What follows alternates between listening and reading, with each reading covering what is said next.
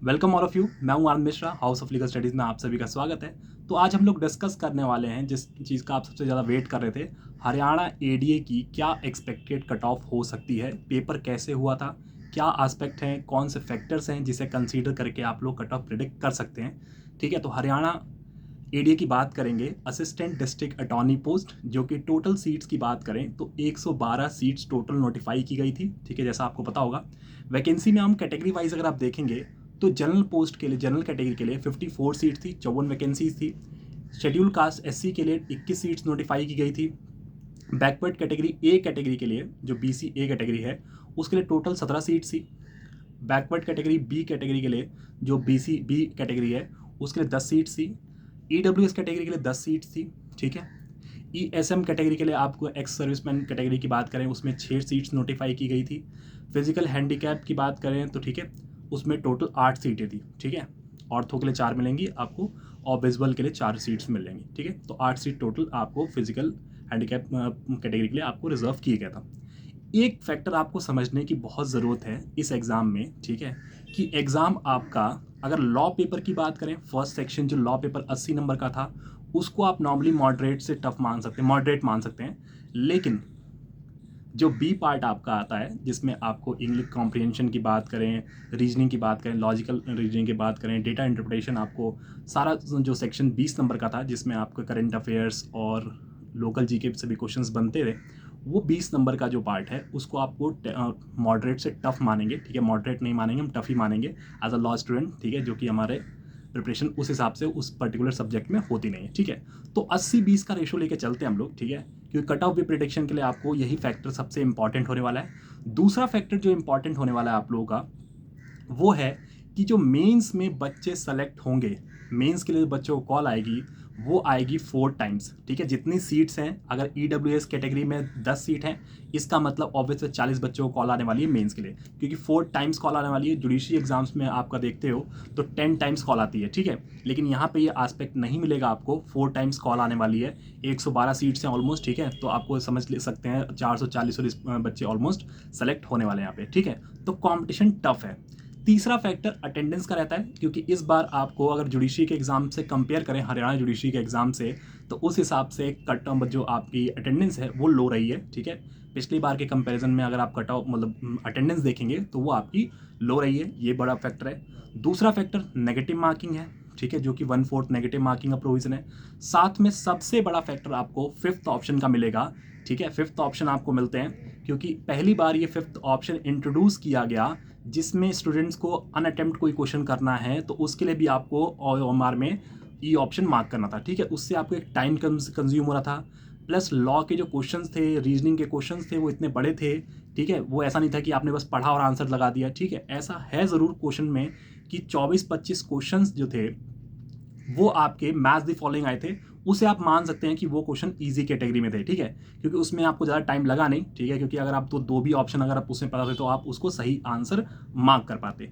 पहले लॉ वाले पॉइंट पे आएंगे। लॉ में अगर आप देखते हैं मैच द फॉलोइंग में, मैं मान के चलता हूँ कि 24 में से जो एवरेज स्टूडेंट है उनके 20 क्वेश्चन सही होंगे उसमें। ठीक है, अच्छे बच्चे हैं उनके 20 के मतलब 22-23 भी सही होंगे, उसमें कोई डाउट नहीं है। ठीक है, लेकिन अगर आप आराम से ध्यान से देखेंगे कि बहुत सारे सेक्शंस में इसेंशियल्स पूछे गए थे, अगर आपको सेक्शन पूरा अच्छे से पता था, आपने थॉरली बेरक पर रिवाइज किया था, अगर बेरक के कॉन्सेप्ट पढ़े थे, तो आप लोग कुछ क्वेश्चंस और इजीली अटेम्प्ट कर पाते। ठीक है, तो मैं मान के चलता हूँ कि एवरेज स्टूडेंट के 50 क्वेश्चंस लॉ में मतलब आप अटेम्प्ट वाले अच्छे थे कि जो आप गलतियां कम कर सकते हो। ठीक है, जिसमें गलती का स्कोप था वो हार्डली 20-22 क्वेश्चन या 25 क्वेश्चन आपके थे। ठीक है, तो ऑन एवरेज 50 से 55 क्वेश्चन ऐसे थे जिसको आप सही कर सकते हैं, हम उम्मीद मानेंगे। ठीक है, जो दूसरा पेपर है जो कि दो पार्ट 2 है, जिसमें 20 क्वेश्चन थे, उस बहुत सारे बच्चे तो उस क्वेश्चन तक पहुंच ही नहीं पाए। ठीक है, क्योंकि लॉ ही का पेपर बच्चे करते रह गए।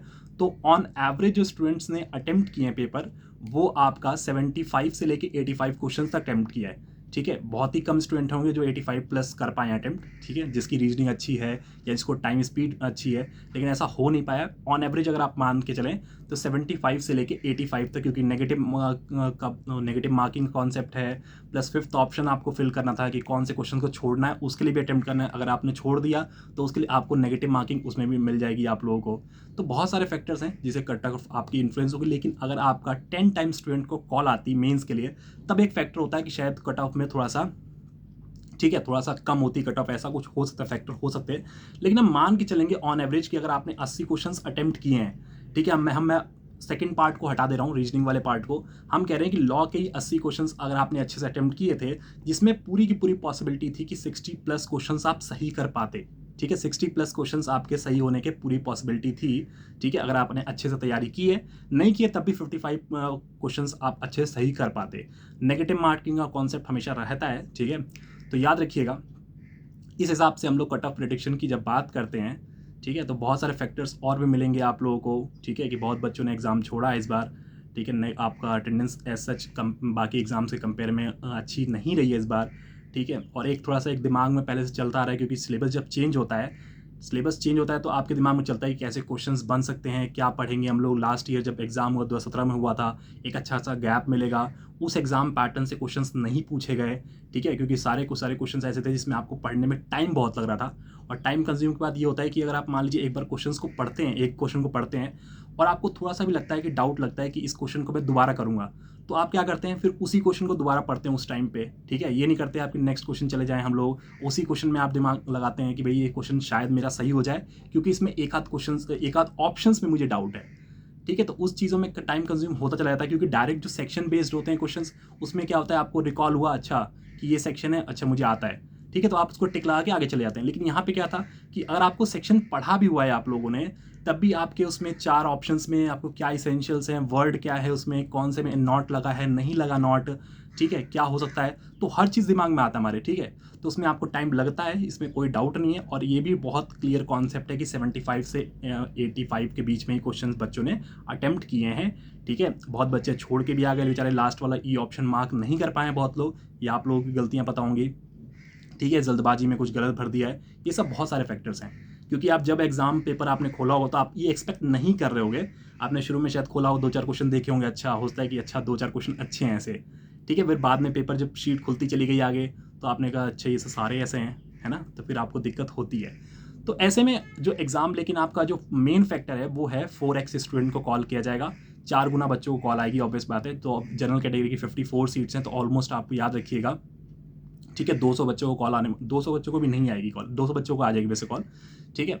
200 बच्चों को कॉल आएगी तो लास्ट नंबर पे वैसे भी सेम रहता है, तो 220 उस मान के चलिए, नॉर्मल मानिए, ठीक है, 200 प्लस ही मान के चलिए, तो 200 बच्चे टॉप के आने वाले हैं, ठीक है। तो मेरे हिसाब से जो कट ऑफ प्रेडिक्शन रहने वाली है, अगर आपके 60 नंबर से ऊपर आ रहे हैं नेगेटिव करने के बाद, ठीक है, 59-60 मार्क्स आ रहे हैं, तो आप मेंस की प्रिपरेशन स्टार्ट कीजिए, सेकंड स्टेज की प्रिपरेशन स्टार्ट कर दीजिए।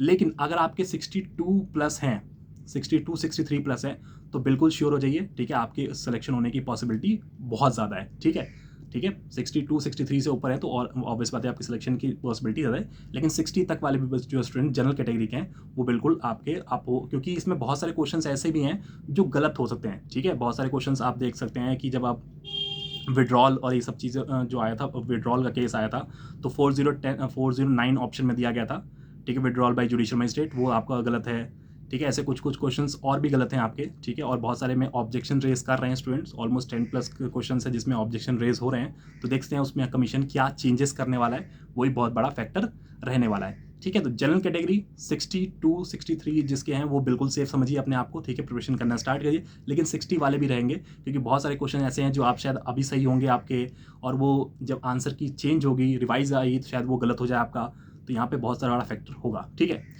दूसरा जो SC category, schedule caste category के लिए 40 प्लस, ठीक है, 40 प्लस है। दूसरा आपको BC A कैटेगरी जो है, ठीक है, बैकवर्ड कैटेगरी A क्लास की बात करें, 54-55 प्लस, ठीक है। BC B कैटेगरी के लिए 47-48 प्लस, EWS कैटेगरी के लिए 50 प्लस मार्क्स, ठीक है, 52-53 मान के चलिए, ठीक है। इनके लिए आपकी इतने मतलब कट ऑफ जा सकती है हमारे हिसाब से। इससे अगर ऊपर हैं आपके मार्क्स तो आप उम्मीद कर सकते हैं, ठीक है। और प्रिपरेशन आप नेक्स्ट स्टेज के लिए स्टार्ट कर दीजिए अभी से, कोई टाइम वेस्ट मत कीजिए, ठीक है। क्योंकि अभी नेक्स्ट वैकेंसी जुडिशरी की, हरियाणा जुडिशरी की अभी एक्सपेक्टेड नहीं है, तो टाइम लगेगा, तो इसके लिए अच्छे से फोकस कीजिए, ठीक है। कोई भी डाउट हो और आपने स्कोर ज़रूर बताइए, क्योंकि आंसर, ऑफिशियल आंसर की ऑलरेडी आ चुकी है, तो प्लीज़ आंसर बता दीजिएगा कि कितना स्कोर आप लोगों का बन रहा है कमेंट सेक्शन में, जिससे हम लोगों को और क्लियरिटी हो पाए, ठीक है। तो आप लोगों के लिए हेल्पफुल होने वाली वीडियो, और वीडियो लाइक अच्छी लगी हो तो प्लीज़ लाइक कीजिएगा, शेयर कर दीजिएगा बाकी जिस स्टूडेंट्स ने एग्जाम में अपीयर किया है। Thank you so much.